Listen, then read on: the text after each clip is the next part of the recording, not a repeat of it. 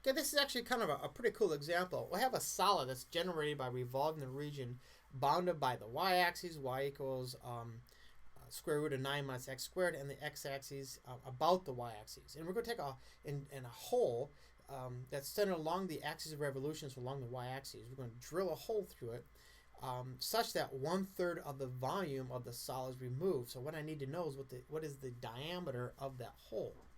Well, let's draw a picture of what we're talking about here. So I have y equals 9 minus x squared on the x-axis and y-axis, so it's just right here. This is actually on the positive x-axis. And I'm going to revolve this thing about the y-axis. And so I'm going to end up with something that looks like this.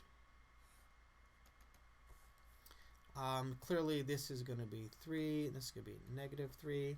So when I'm done, what I need to do is take and drill a hole in this. So basically I'm going to remove a piece that looks like this. But this volume has to be 1/3 of the total volume. Okay, well, I like to suggest that we start by finding the total volume. So let's just forget about drawing or drilling a hole for a minute here. Now I'm going to revolve about the y-axis, so I have my representative rectangle. I'm going to stay with the shell method here. I have my representative rectangle that's going to look like this. That means the height is going to be a function of x. H of x is going to be the square root of 9 minus x squared. And p of x is just going to be x, and I'm going to be going from 0 to 3. So the volume of this whole solid, V, equals 2 pi times the integral from 0 to 3 of x times the square root of 9 minus x squared dx. That's p of x times h of x. So now all I need to do is integrate this. So I'm going to use a u substitution. Let u equal 9 minus x squared. Then du equals -2x dx. That would imply that a negative du over 2 equals x dx, which is what I have. So this is going to be volume equals, when I divide by -2, the 2's are going to cancel out, and I'm going to end up with just -pi times the integral of u to the 1/2 du, which equals -pi times u to the 3/2 divided by 3/2, which is -2 pi over 3 times u to the 3/2. But u was 9 minus x squared, so what I end up with is a -2 pi over 3 times 9 minus x squared, this raised to the 3/2, evaluated from 0 to 3. So this is going to take a little bit of work. It's not too bad. See, this is -2 pi over 3. I'm going to just leave that out here. Multiply by everything when I'm done. At 3, this is 0. So this is 0. Minus at 0, this is 9 to the 3/2. So obviously this negative is going to go away. So I'm going to end up with 2 pi over 3 times 9 to the 3/2. Now the question is, 9 to the 3/2. Is that something we can simplify, or is it not? Well, that's the square root of 9 cubed. So I'm thinking, yeah, we can. So this is really the square root of 9 cubed, but that equals the square root of 3 squared cubed, because 3 squared is 9.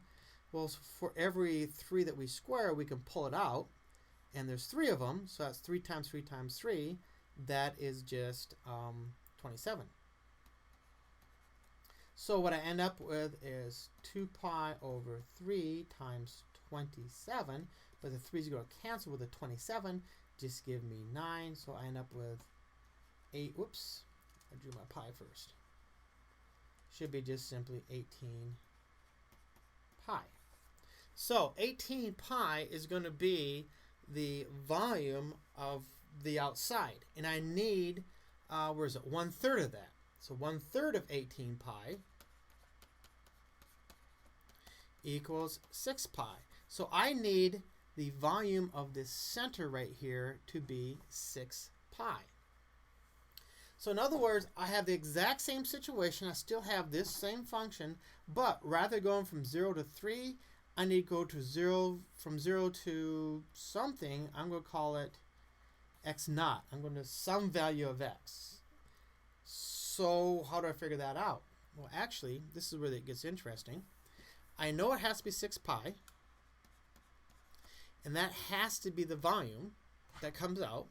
So that has to be equal to 2 pi times the integral from 0 to, we don't know where, we need to figure it out. So I need a variable in there, x naught, times x, or the integral of x times 9 minus x squared dx. See, this is the exact same thing we just did, but rather than having a 3 right there, we don't know where we're going to go, so we need to put a variable in. So when I'm done, rather than a number, I'll have a function of x naught. Well, that's going to be set equal to a constant, so I should be able to solve for x naught. So let's get rid of the pi's, let's get rid of the 2, and just give me a 3. So I'm just trying to simplify things out as much as I can real quickly here. So I'm going to have 3 is equal to the integral from 0 to some value, x naught, of x times the square root of 9 minus x squared dx. Now, when I go through, I'm just going to say equals dot, dot, dot, because I've already done this thing right here, and I know what that's going to equal. So that's going to end up giving me 3 is equal to, well, what is it equal to? It's going to be equal to a negative 1/3 9 minus x squared to the 3/2 evaluated from 0 to x naught. Now, if you're wondering where I got all that from, let's go back real quickly. This may be a little bit confusing to you. See, when we did it back here, I had this negative 2/3, negative 2 pi over 3. But if I set that equal to 6 pi, divide out the 2, and the pi goes away, and here's my 3. So that's the 3 that I have sitting right here.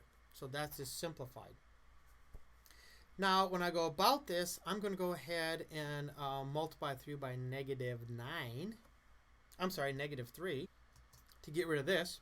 So that's going to give me negative, I'll do it over here, which implies negative 9 equals 9 minus x squared raised to the 3/2 evaluated from 0 to x naught.